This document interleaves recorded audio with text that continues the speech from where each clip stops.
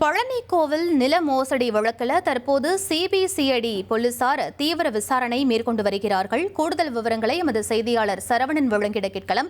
சரவணன், முழு விவரங்கள் என்ன பதிவு பண்ணுங்க.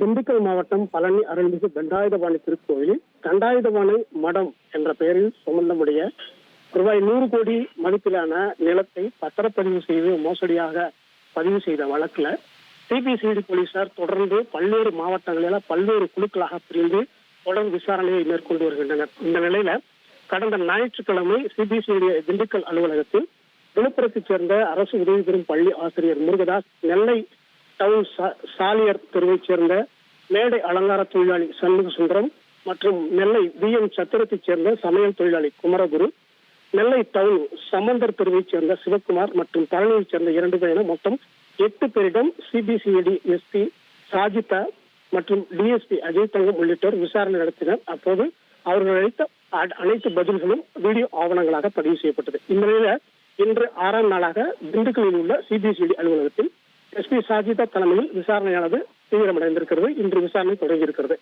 இன்று சிபிசிஐடி அலுவலகத்தில் பழனி அருள்மிகு தண்டாயுதபாணி கோயிலில் முன்னாள் இணை ஆணையராக இருந்த மாரிமுத்து விசாரணைக்காக நேரில் ஆஜராகியிருக்கிறார்.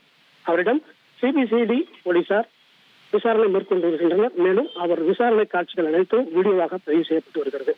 மேலும் இந்த இணை ஆணையர் மாரிமுத்து தற்போது கூடுதல் ஆணையராக சென்னையில் பணிபுரிந்து வருகிறார் என்பது குறிப்பிடத்தக்கது.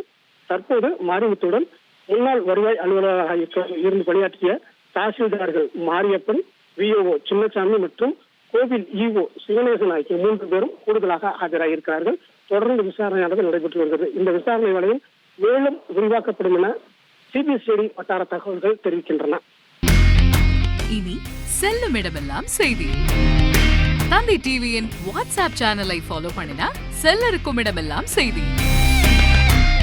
இதோ QR கோட் இப்பவே ஸ்கேன் பண்ணுங்க, ஃபாலோ பண்ணுங்க.